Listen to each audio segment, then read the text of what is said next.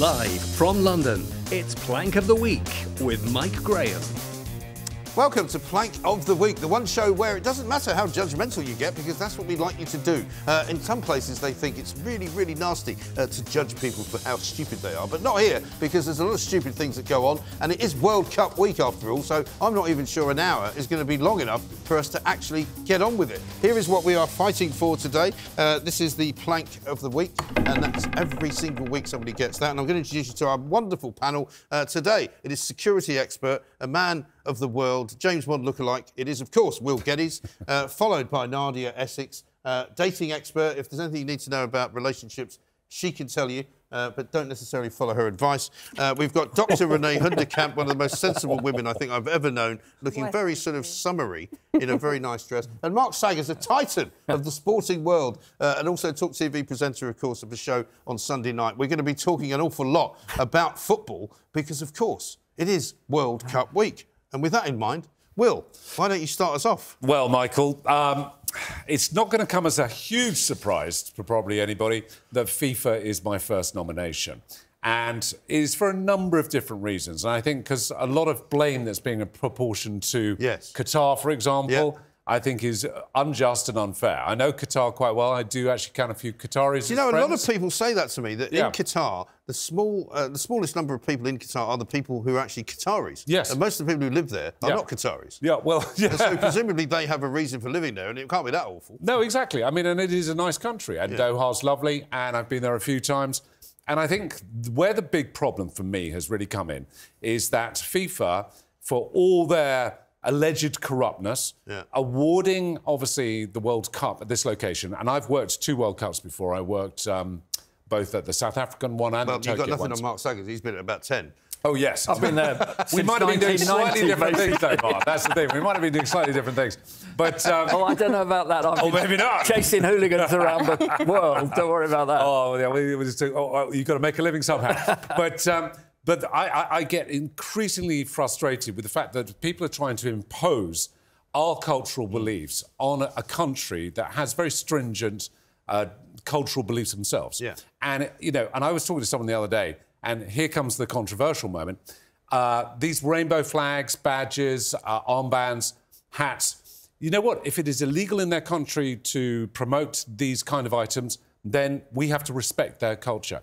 And I was saying to someone the other day, it's no different than when Islamic State said, we want to actually hang our flag over Downing Street.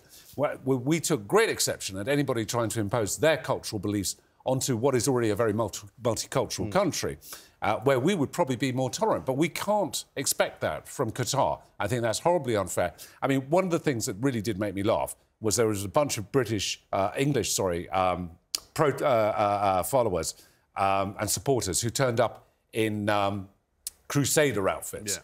Probably the worst place in the world to turn up in a Crusader outfit. Yeah. So FIFA have it for me for numerous reasons. The speech the other day, which was given by, I can't remember the name. Gianni Infantino. Yeah, where he identified as absolutely everything other than an apple, I think. Was or a woman. Else? Oh, really? He didn't identify as a woman. Well, that's everybody else in the world identifies as a woman. Well, apart from Keir Starmer and everyone in the Labour Party.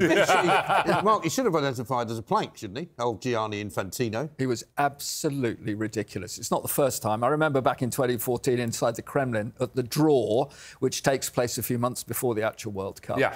He was on a podium alongside Putin, and Putin played him because Gianni couldn't even put his own earpiece in, and Putin just walked quietly across the stage, did it for him, nodded at him, and that's that was it. And said, you plank. And he could easily have said, you plank at that stage. But FIFA are plank. I mean, I have never heard so much excruciating nonsense in my life. The problem, though, of course, he's followed Sepp Blatter and Michel Platini round the world, and when they arrive in a country, they think they're more important than either the sovereignty or the president or whoever. Well, didn't you tell me that he walks around Qatar, this guy Infantino, and he's referred to as Mr. President, as if he's President of Qatar? Yeah, no, it's absolutely ridiculous. I mean, it is bizarre, and I agree with you, Will, completely. We need to respect other countries, and I think, actually, all this is a giant opportunity for the wokerati to virtual signal themselves to death, because that's what it is.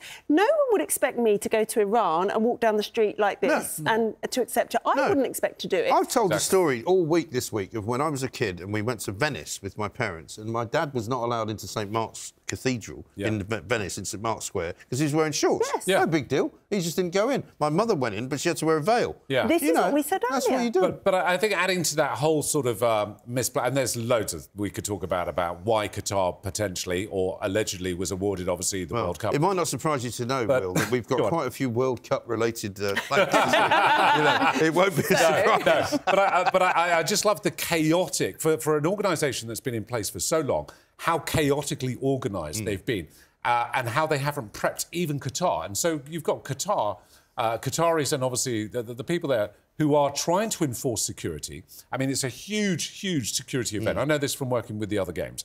They're trying to make sure everybody has a good experience. They know they're under the spotlight of the world's cameras and the world's media. And yet FIFA is not briefing everyone. No, the left hand doesn't know what the right hand's doing.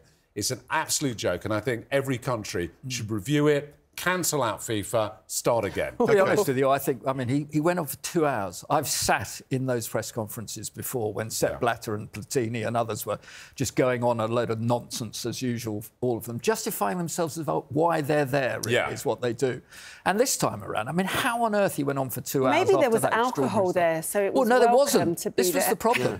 That Buds weren't even allowed on the table, as we know it anywhere there. I love the listen, Budweiser we're hotels being revisit. told they can't have Budweiser in their own hotel. Yeah, I know. Well, we're going to revisit the World Cup at several points throughout the show today. So let's go to Dr Renee with a slightly different, non-World Cup related plan. Slightly different, but I was absolutely astounded to read this week that the NHS, in certain areas, because it was a trial, but now it's been so successful it's going to be rolled out to more, are actually going to prescribe central heating for people. What? So if you go to your GP in these areas and you've got a condition which would get worse if it gets cold. Well, like feeling a bit get cold. cold hands. Yeah, is that a condition now? I'm feeling a bit cold. Put a jumper on. You're going to get central heating prescribed. Now, look, I understand that there are people who suffer when it's cold and have respiratory conditions. Of course I do. Yeah. But when is the NHS going to step away from being the biggest nanny state that exists and putting doctors in the firing line to be the gatekeeper to money? Yes. Because that's what it is. We already struggle when we have to give sick notes to people on long-term sick because they get money for that. Yeah. But now to say, look, doctor, I want my central heating paid, dare you say no as a doctor? Does it again ruin the patient relationship? And when is the government going to actually look at the NHS and say, do you know what, guys, should we get back to basics and maybe do the things that we're supposed to do first before we go and start prescribing Where's the money coming My from? contribution to saving the planet and stopping global warming was not to put my heaters on, not because I didn't want to put them on, but because I had some new heaters installed, which were so complicated I couldn't work them out. Maybe your GP can come and help. Maybe you could come around, yeah. They've got these, like, displays on them, and I've got somebody gave me a remote for them. There wasn't a remote for the bloody radiator, right? Chaos, man. And I finally managed to turn them on and make them work. But people have said, oh, it's great, because you can program them. I'm like, no, I've only just worked out how to go on, off. I switch it on the plug. I've got a heated towel rail as well, by the way. And I've worked out how to put that on as well. So it's all good in my place. Did anyone prescribe it for you? That's no, what I want to I'm know. wondering if I can get some kind of rebate from the NHS. I think you should go and see your GP. I think this is absolutely... But how are they going to judge whether you can be afforded it? Where's the money coming from? That's what. Well, Money's from you. coming- You're money's basically, coming it's your from the social taxes fund, at the work. government social fund. Right. But are GPs qualified to go to people's houses and assess whether or not... Well, they used to go to people's houses to actually visit them because they were sick. That's Do you remember so that? old school, Mike. Mark, you probably remember that. I mean, Well, I remember my doctor's name. And I remember three things very quickly about this. I remember having frost on the inside of the windows. Me too. Yeah. I remember having a cold bath room all the time. Yeah. Paraffin And heaters we had. the third thing that I'll never forget is drink the tap water, because that helped you eventually to sort of ward off all sorts of... I don't know about that. I'm still drinking the tap water. Absolutely did. It absolutely Better than did. drinking the And Kool-Aid. it didn't do me any problems. We had, in the end, a convector heater. Do you remember that? Yeah, But I who had do one you of those. decide who has or doesn't have... How can you decide Auntie whether... Phyllis used to make all of our jumpers. Yeah. They were I did- horrible, but I used to have to wear one every single Horsehair, evening. were they? And then they the had little family bobbles would on them crowd and all round the sorts. candle I mean, I don't want to turn this into an episode of warm. Monty Python. Does this make any sense to you, Nadia? Because you're probably the youngest person here. But, I mean, I remember going to bed with a hat on. It was that cold.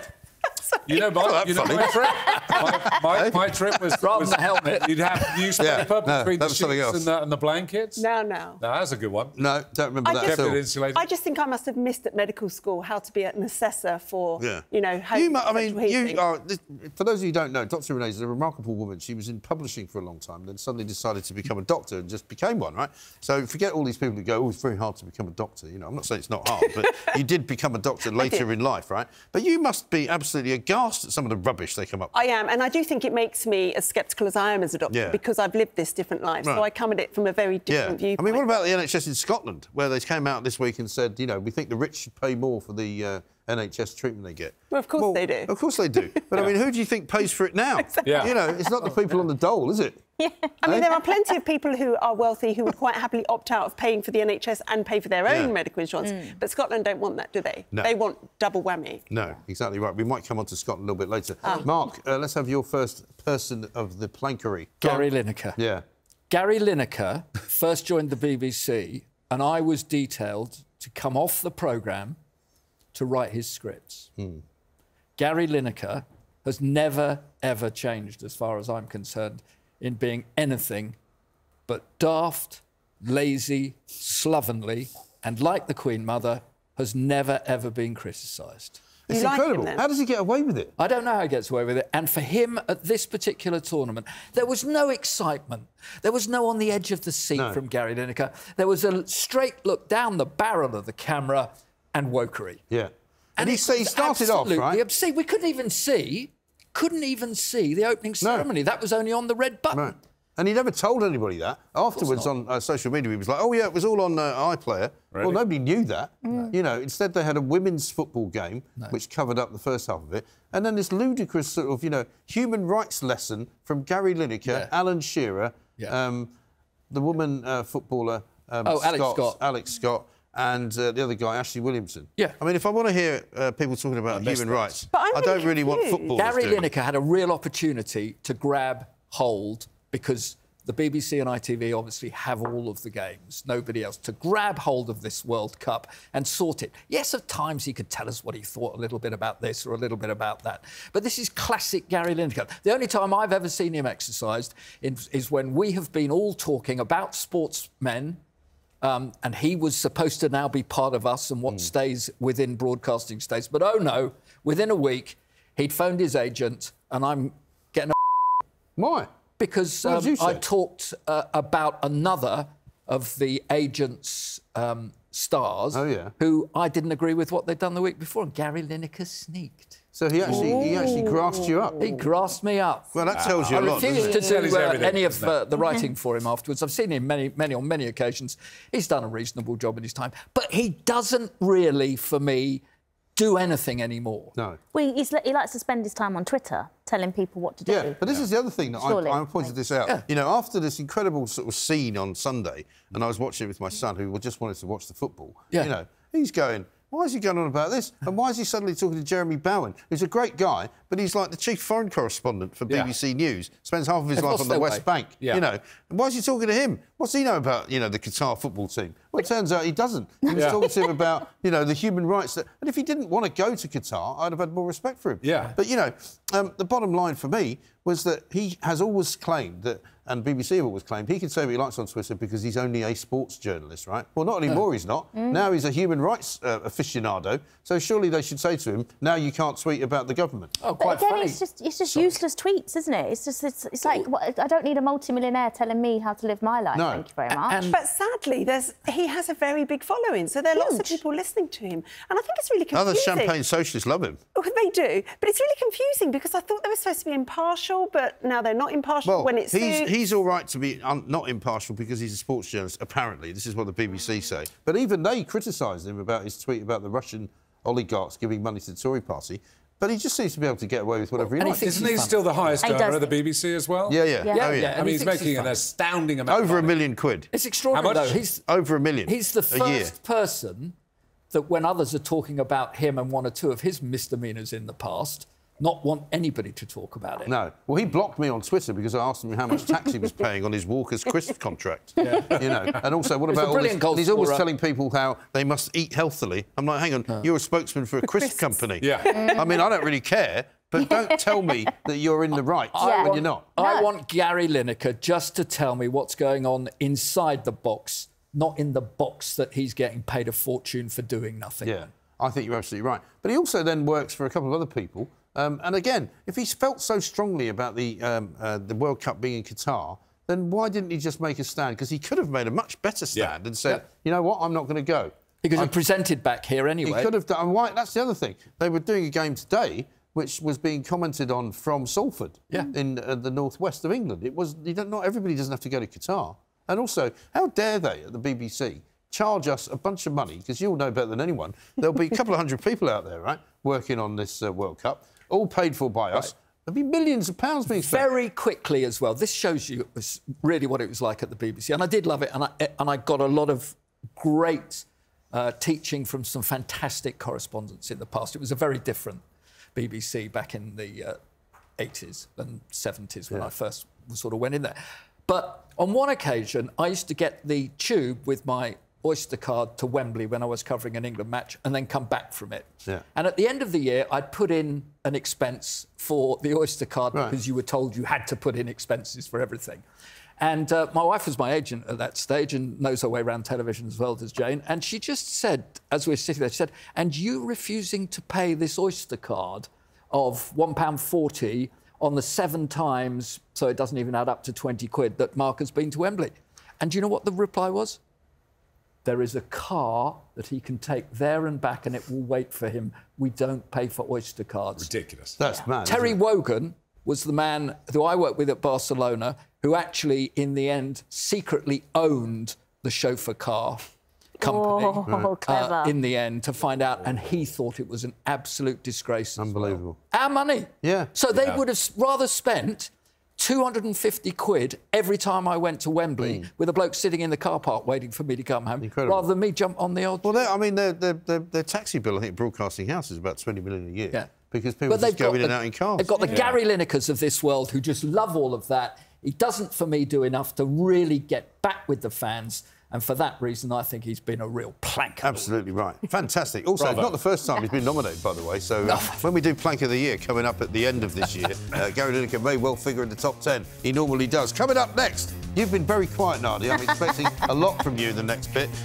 We're going to be nominating someone who reminds some people of Jimmy Cranky. Who could that be?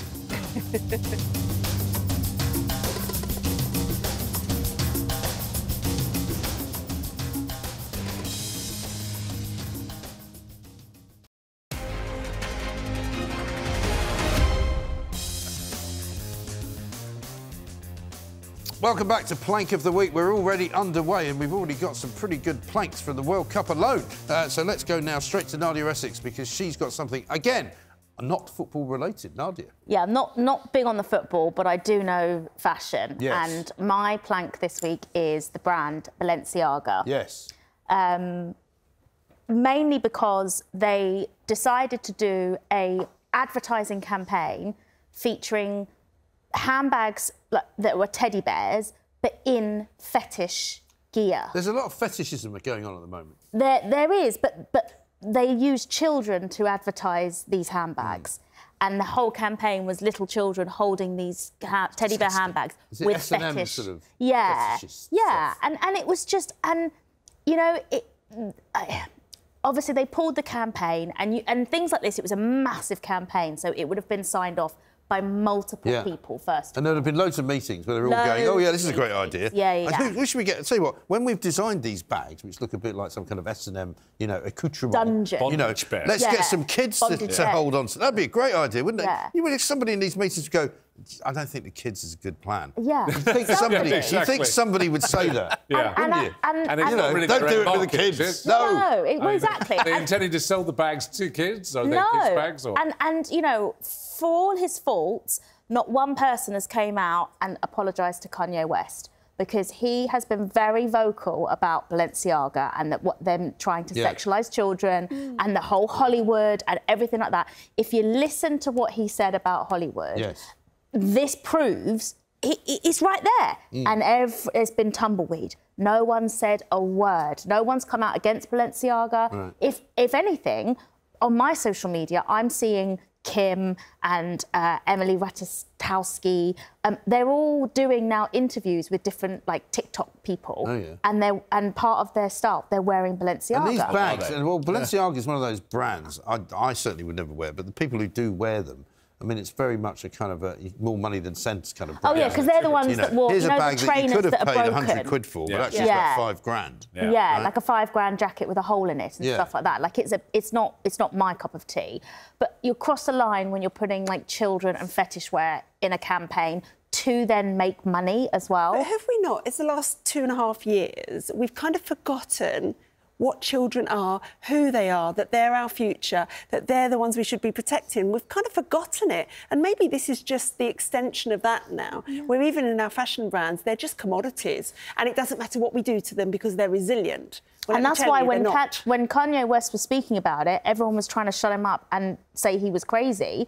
And then a company does this and you think to yourself, hang on a second. But isn't it maybe just more clickbait than anything else? They've done it, you know, that very cheap strategy of basically just trying to draw controversy. So I don't know. I honestly think they were stupid enough. It would be a horrendous backfire. I think they were stupid enough to really... because it's that type of brand, outside of the box, very alternative, and so you know, my next plank, I think you'll see that was a joke. I think this was a genuine campaign, and they genuinely were trying to sell these holiday items. And it's disgusting. It's disgraceful. Like, our poor children are being without used. wishing to be too graphic about it, I mean, how do you make an S&M handbag? I mean, what is it? Well, I don't know. I got you one for Christmas, Mike. Did you? Thank you. Did you chain yourself to it or something? It's free handcuff attached? There's different ones. I didn't look too much into them, but it's like a teddy. It's literally a teddy bear, which again is weird. Wearing That's a children's toy. It's like a toy. It's a toy wearing leather, bondage, PVC, fetish wear. And so, again, it's like you're using children's toys, sexualising it, fetishising it, and then using children to sell it to adults. And I just think they've lost the plot. We do seem to be going into a phase where we are trying to sexualise children. You know, we're talking about, you know, drag queen story time for 4-year-olds. You know, we are looking at our children now and trying to sexualise, or so some people are, and some of us are pushing back. So maybe, again, it's just an extension of that. Again, hasn't this always been the case, though? Hasn't it? There's always been some degree. I think, and again, as we develop in our culture, some things become less tolerant. But you look back at some of the TV back in the 70s, and you think, oh, it's a bit inappropriate, or a bit, you know, in terms of how children are presented. I don't know about that. But we should know better also. Maybe I was watching the wrong channel. Just one thing on all of that, which it turns my stomach. But the dual role now of the parent-child relationship has completely changed. It's changed in sport. They're now looking for the kid who's going to be a young footballer, and most of them never are, is going to take us out of poverty. In the same way with kids being used for other things like this. What is everybody getting out of this? And there's a real sinister side to this, because there are those playing on the families, aren't they? And that is disgraceful. Well, the other one is you know, disgusting. Can your kid become, you know, a YouTube sensation or an Instagram, you know, influencer? Again, it's like everything else. There are hardly any of those will ever make it, and yet they all think they will. Yeah, but again, you know, it's the conversation we were having earlier. It's and I think it's always prevailed, and I stick with that. That, you know, but even more so in this aspirational sort of culture that we live in these days, where it is this sort of influence on TikTok and Instagram to sexualise children, for the children to believe that they have to sexualise themselves as well. And I mean, the whole online world is just becoming kind of frightening in terms of it's terrifying for kids. Terrifying. And especially for the parents as to how the hell can they safeguard their kids against it. Which brings me on to my first plank this week, which is, because if you've ever heard of cyber nats, these are the people that sort of hang about on the internet who are very much obsessed with independence for Scotland. And if you ever go at anything about Scotland getting independence, these cyber nats, they're like sort of wasps. They come at you like hornets. They're kind of all over you like a rash. Anyway, Nicola Sturgeon is my first one, because you might remember that she's quite keen on independence for Scotland. and she keeps trying to get it. Although my personal belief is that she doesn't really want to get it. She just wants to keep asking for it and not getting it. And that way she has a job for the rest of the time. But she was particularly annoying this week. And I say this as someone who used to know Nicola Sturgeon quite well. I used to drink with Nicola Sturgeon in Regano's. You'll know Regano's in Glasgow. Before she was famous, as it were. You know, she was just an MSP up in Scotland. And, you know, she was a very ordinary, normal person. She seems to have gone mad. You know, she went to Butte House, where the First Minister lives, and she won't let go. She's going to be there forever, right? And now she says that because she was turned down this week by the Supreme Court, they tried to get her another referendum, second referendum. The first referendum in 2014 was once in a generation, and apparently in Scotland. I mean, I know they're quite sort of interested in having kids quite young, but now apparently there's a generation again 8 years later, so they want to have another one. And so the Supreme Court said, no, sorry, you can't have a referendum without recourse to Westminster, which is entirely correct, because when Tony Blair gave them devolution, they did not say, and you can basically self-determine when you want to leave. And she keeps talking about Scotland as if it's her country, like she owns Scotland. Scotland needs independence, she said. Well, it's the United Kingdom, isn't it? It is. And I was last checking on it. Of Great Britain and Northern Ireland, absolutely right. So the thing is, Mike, turn it on its head. Give her referendum next week. She won't win, and then she'll have to go away. Yeah, she will. What she said now, right, is that she will take the next general election as an indicator of whether it's an independence referendum. So she's now put herself on the line. She will now have to get more seats, maybe get all the seats in Scotland. Otherwise, if she doesn't, she's finished. But it does mean we have 2 years of her whinging on. But it's the aphrodisiac of power, isn't it? They get it. How many times have we seen it, Mark? They get in, they don't want to leave. You always have to drag them out, kicking and screaming. Absolutely. Tony Blair... Well, Tony Blair invited me to the Rose Garden to interview him about David Beckham. Right. It was the only interview that he would do. And after we did this interview, he said... and it was OK. It was terribly tall. I couldn't believe how Tony's very tall, yeah. But he said, I've got to go and see Jerry Adams, I think it was now. You can wander up and down here and go to the loo and do whatever you like and sit in my seat in cabinet. But just remember, it's only on loan to you, the aphrodisiac of power. Is that what he said? Yeah. Wow. My favourite Tony Blairism was when he came out when the Good Friday Agreement was signed and he said, this is not the time for clichés, but I feel the hand of history on my shoulder. Which was brilliant. But Nicola Sturgeon is obsessed. I mean, I know plenty of people in Scotland, because I've worked up there for quite a long time, who voted for her, but who now don't like her at all. Because and it's not just COVID. don't like, they hate her. They hate. She has polarised Scotland so much, and that's not good. You don't, you know, you can't. It's like she's drunk with power because she makes these big announcements. She does these things, and everyone's just going, "What are you thinking?" And if you go to Scotland and you say her name, it is 50-50. It really is. Well, nothing's changed. You're right. Love. Renee, you're right to say that, you know, they had a referendum today. They wouldn't get it. It was 54, I think, 46, wasn't it? The first one. And it'll be exactly the same again. And there are an awful lot of older people living longer who never liked all of this charade in the first place. And they'll vote her out. Yeah, exactly. And also, the idea that all of these kind of nutty SNP types think that Scotland would be free. And she talks about, you know, we'll be free. Yeah, well, you'll be free, but you'll be broke as well. You won't have any money. You'll have no money. Build Hadrian's Wall. We should. Absolutely right. Because, you know, they have more money per head than people here. The Barnett formula means that they actually get more money per head for government than we get. But half of Edinburgh is employed by HMRC. You know, as soon as you pull the tax people out, that's gone. As soon as you pull the defence out of Rosyth and out of the West Coast, you know, the nuclear submarine base and all that, that's all British. That's gone. You know, but they have Nicola, Mike. Nicola. Yeah, well... What more do you need? Lucky. Well, and a lot more, actually. Right, Will, who's your second plank? So, my second one, again, is like that proverbial bad penny that keeps turning up that's known as SHAMIMA BEGUM. Yes. And the only person I feel sorry in that whole equation is her mum. And I think for any parent who's gone through this, it's going to be a pretty grim experience. But I have zero sympathy for SHAMIMA. I think she's been trying her best to say, and I've gone toe-to-toe with her lawyer a few times on this subject, both media and otherwise. And I think, obviously, he's doing his job to try and get her back. She is stateless. She is in Syria at the moment. The likelihood of her coming back, There are arguments to say, is she potentially a greater risk, medium and longer term, by being in Syria, in a refugee camp? This is a picture of her with a new image, by the way. Yeah, I know. It's given up a do-over, isn't it, death for Shamima? Yeah. But the thing that I don't go with is the fact that she was 15 when she travelled. 15-year-olds are a lot smarter these days than when I was 15, that's for sure. And also there's digital access to everything that there is online. I did a study, actually, of all the beheading videos, torture videos that Islamic State brought out, and they started as early as January in 2014. Right. And prior to that, when Al-Qaeda and Islamic State were working together, you're going all the way back to 2002. So in terms of So she her, knew what she was doing. Oh, yeah. In terms of her turning around and saying, oh, no. I had nothing to do with it. I didn't know what I was walking into. I have no idea who Islamic State was. You know, I'm just going to find myself a nice jihadi warrior to marry and be a jihadi bride. No, you can't buy it at all. I'm not buying the child trafficking thing. No. And I think also, more importantly, having worked with a few people who are in the child trafficking, prevention side, obviously, it diminishes and it dilutes the importance of child trafficking as a subject matter.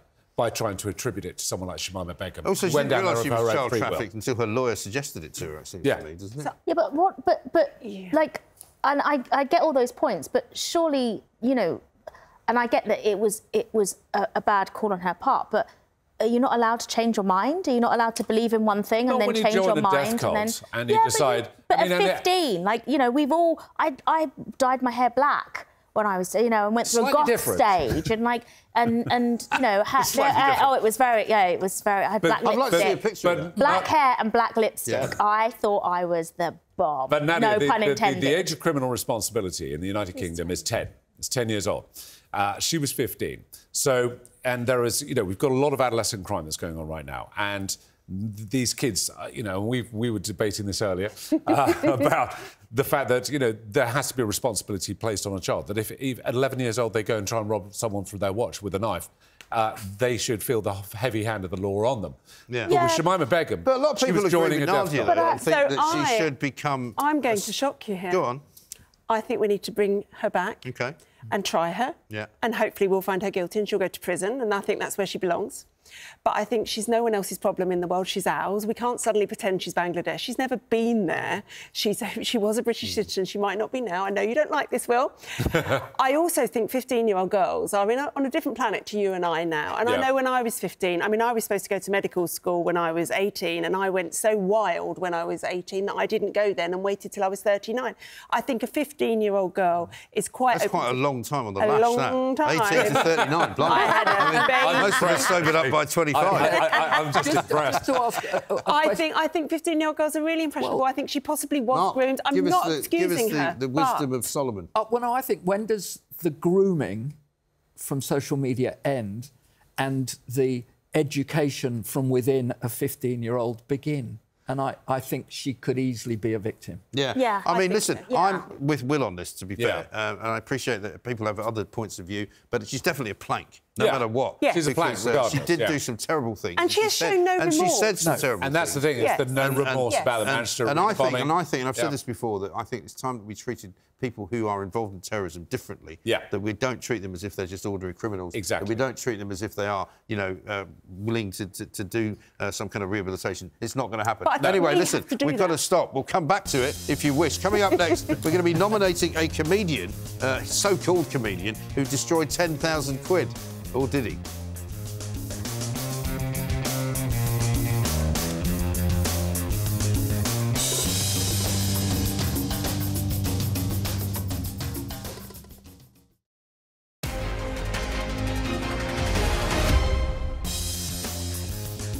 wears a lot of Balenciaga. Of course. Welcome back to Plank of the Week. This is Talk TV, of course, and it's Friday night, so you know you're going to enjoy yourself because there's been quite a lot of plankery already. We're going to go back now to Dr Renee for her next nominee. Go for it. Yeah, I mean, I was just pretty outraged by Joe Lycett at every step of the way this week. Yes, he's a very annoying bloke, isn't he? It just really was. Look, whilst we all agree with him in terms of David Beckham being a hypocrite, you know, 100% David Beckham shouldn't have taken that money. However, to say that you're in a cost of living crisis, going to shred 10,000 quid, first of all, isn't reading the room, because there are people who can't find their next £10, let alone their next 10,000. To then pretend to shred 10,000 quid is another middle finger up. Do you think that's what happened, though? Because I think he actually was going to shred 10,000 quid and then realised that people thought, actually, that's not very smart. Someone was spitting I'm with you on that, Mike. The technique he said he was doing, which was feeding in the £10, genuine notes, but then fake paper coming out the other end. Now, does everybody know who Joe LYCETT is? Because, I mean, I don't... Yeah, I think he's really funny. You think he's really funny? Yeah. Oh, God, really? I know, I'm sorry. Can you remember any one of his famous funny jokes? Oh, he did the how to get out of was it a parking ticket, or he wrote he had a back and forward with like a parking with the council, and I had tears. Did you? So it was very clever. I mean, all I know about him is he appeared for the first time on the BBC. Well, not for the first time, but on BBC the Sunday morning show when they gave it to Laura Kunsberg, I should say, LK as they now call it, and he was awful. Yeah. And it was the last time they've ever put a comedian on the panel because he just kept making these really useless jokes. You see, I can't help feeling that that's the nub of it, Mike, that he's a failed comedian. Well, he's a lefty, nobody really right? knows. He's a lefty, and he's done this great publicity stunt that he thought was great of shredding 10,000 quid, and then actually, oh dear, maybe it's not such a good idea, but I'm kind of in it now. And then he came out and went, oh, it wasn't really 10,000 quid. Of course, I wouldn't shred that. And has he really donated it to an LGBT charity? Yeah, I think he would have done. And I think it's a bit harsh to say he's failed. I think he's quite popular. Okay, so listen, it's very popular. It was a very popular stunt. There's no question. Yeah. I watched it and I liked the video and I was like, OK, let's see what happens. Right. And I think, you know what? Would you pay money to go and see him? I probably would actually. Yeah, I probably would. Right. I haven't done as yet, but I probably would because I think he's got that kind of dry sense of humour that I find quite funny. Yeah. That I know. But I find it really funny. I'm still not buying this stunt because he hasn't actually named which charities he's donated to. Yeah. He's just given it the blanket. Well, he'll probably do that, though, because he's kind of feeding it all out, isn't he? And because he is the master of self-publicity, he'll probably turn up at some charity and there'll be a picture of him handing over the money. Well, a big cheque. Well, no, it'll be the cash. But he did, I mean, it's pretty... Listen, it's one of the most epic PR stunts to draw attention to what was happening that I've seen. And so you've got to give him props because everyone was talking about it. That's true. Everyone saw it. Yeah. And whether it was... Good point. Yeah, but perhaps. But I think that, you know, it was pretty wicked what he did. Do you think if we did a poll today, who'd you like more now, David Beckham or Joe LYCETT? Who would win? I would say Joe. I think Beckham. Well, let's do a short poll. I go for Beckham.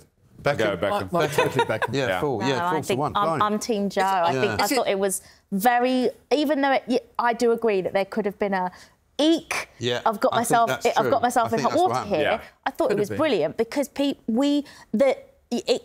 also got the younger generation talking about it as well, and from a different angle. Because don't forget, there's a lot of the younger generation are thinking there's a lot of old fuddy-duddies, incling LINEKER. They class him and us, you know, that are just going on and on and on, and they don't care. Generation Z lot came in the other day, and they're all huge fans of this show and me. Oh, really? Yeah. So you know, there's no old funny duddies here. I can tell you. Present company accepted. Let's do another Gary. Mark, who's the next one? I think it's inappropriate, very quickly though, to be doing anything with money at the moment in destroying it. Yeah, I just don't think that's clever. It's not funny. I agree.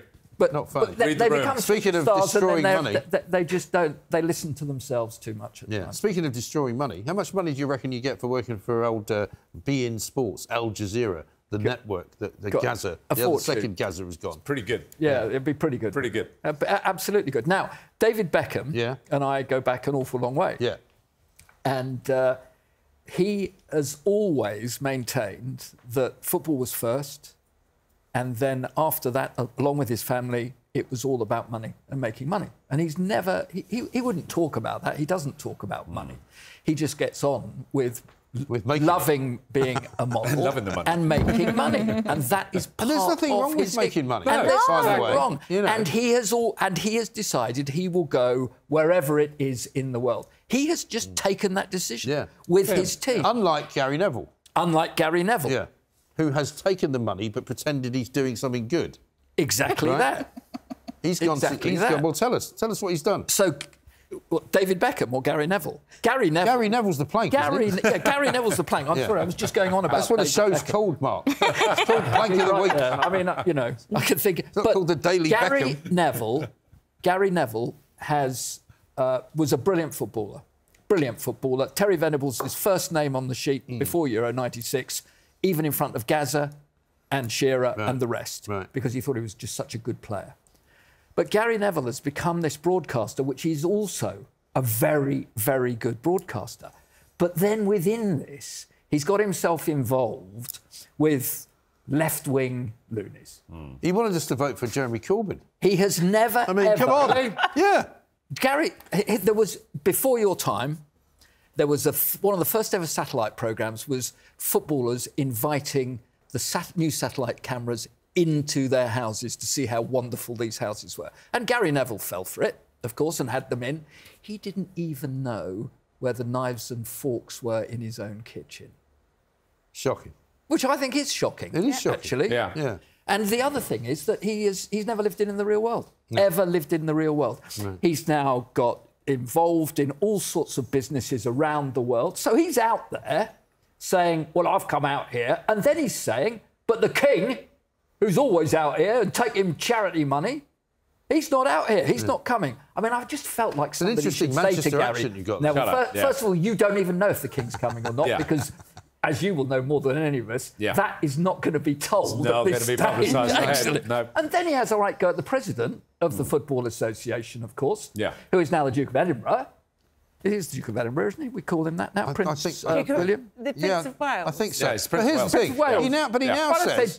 He now says, right? Prince of Wales. He now says that he's gone out to Qatar to highlight what's going on there that's bad, rubbish. which he hasn't done. No. But he's been more critical of the British government than he has of the Qatari government. Really? And you kind of go, sorry, mate, you know, have a bit of perspective here. But listen, we've got to move on because we're running out of time. Your final nominee? My final nominee, same vein as the one before, is TAMPAX. Right. They did a tweet this last week. I didn't know they had a Twitter account. Everyone's got a Twitter account. Oh, you no, don't. No, I don't want to follow them. I don't want to. Don't. Do I have to? Some things you don't. No. They did a tweet, and the tweet was, you're in her DMs. Yes. We are in her.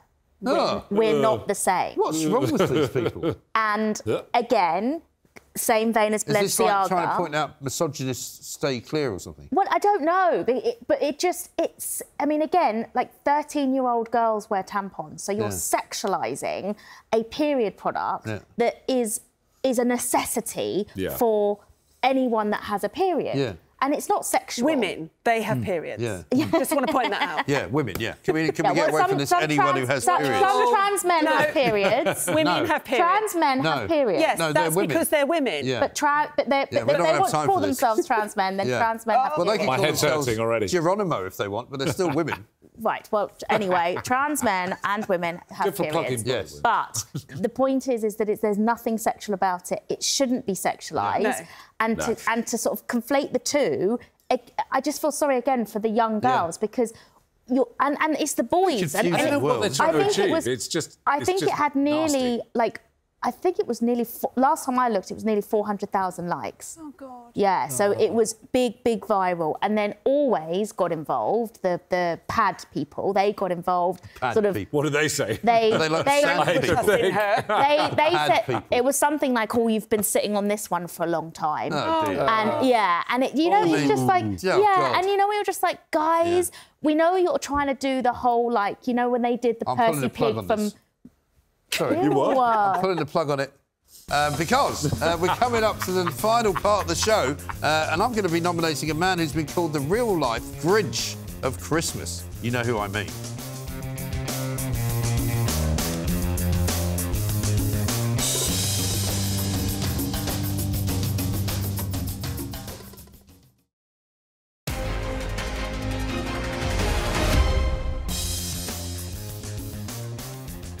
Don't worry about it. Now, it's time for the final section of the show, in which not only do we find out who the plank of the week is, but I award the plank to that very individual and/or organisation, because it's now time for me to give you my final nomination, and it is, of course, Mick Grinch. He is the leader of the RMT. Forget the name Lynch. He's now called Grinch because this is a bloke who thinks that he has the best interests of everybody at heart. They've just announced, the RMT, that they're going to strike before Christmas and after Christmas. They're going to strike on the 13th and the 14th of December, and then the 16th and the 17th of December, completely kiboshing that particular week. Lots of people who are still at school won't be able to go to school. Lots of people who have got doctor's appointments won't be able to go to doctor's appointments. Sport will be off the radar. You know as well as I do, Mark, it's ridiculous that they never run trains on New Year's Day. They're now going to strike on the 3rd, which is the day after the bank holiday, and the 4th, and then the 6th and the 7th of January. So the week of January... Well, be careful for the whole of January, because no trains will be in the right place. Well, the only thing that's interesting about the train dispute is that train strikes notwithstanding, the trains don't run properly anyway. So even if you try and get a train when there's no strike, you've got no chance of getting one. I mean, I've got people cancelling holidays. They say you can't... I mean, if you buy a train ticket now, it's like a lottery. If the train actually runs, you're going, yes, great, it's fantastic. You get there, you can't get back. It's unbelievable. Small businesses are crippled. Let's not forget and that. Mick Lynch, you know, he had a go at trying to be the sort of man of the people. I don't know if you remember when this whole thing started. You know, and he sort of prided himself on going on television shows and outsmarting the presenters and doing this ordinary bloke thing, you know, and saying, I'm just an ordinary bloke. He's not an ordinary bloke, he's a communist, right? He's a Marxist, and he wants to completely destroy capitalism. There are pictures, by the way, of his Oppo, and he, I think, as well, out in Ukraine, you know, with Russian soldiers. I mean, they're literally out there holding guns and all sorts because they love the idea of the Marxist revolution, the People's Republic. How recent was that? I mean, they make Bob Crow look like Margaret Thatcher. Do you remember Bob Crow? Yeah. This guy's so far to the left that you'd never see him, you know, if you look straight down the barrel. And so, anyway, he is my plank of the week because, again, they don't need more money. You know, the average wage of an RMT employee, and I know they go on about how, it's all about the, you know, the cleaners and all that, but the average wage in the RMT is about 45 grand. I know it's not a massive amount of money, but it's not a small amount of money either. More than it's more than most people get. Now, I'm being told I have to pick the winner. Now, it has to be, doesn't it, in this particular week, guys, it's got to be something related to the World Cup. So I think maybe we have to go with Mr. Will Geddes' choice. We've got Gary Neville, we've got Gary Lineker, but I think it might have to be FIFA. You know what? Do you think, Mark? The first time I've won it on Flag of the Week. I mean, is this the first time you've ever won it? Yeah. I mean, this is, by the way, it's not about you winning it. I don't want you to take anything away from this. I was hoping I was going to get that. Yeah. You know, well, I mean, we can get you a replica. The plank of the week. But I have to say, I mean, the week of Qatar, possibly the most ridiculous place to host the World Cup ever. So and I'm also don't beat up Qataris about it. Don't take it out of Qatar. You know, there's Infantino. He should be the face of FIFA, as he is, and he should be the man that gets the plank. So thank you very much. Will Geddes, thank you very much indeed. Nadia Essex, well done. Renee, Dr Hoenderkamp, very good. Mark, we'll have to have you back because that was great. Very well done indeed. This is, of course, Plank of the Week. Don't forget, every single Friday, and we're going to do Plank of the Year coming up very soon as well. We will be back next week, same time, and who knows, FIFA might be the only person that's actually won it 2 weeks in a row. I'm Mike Graham. I'll see you later.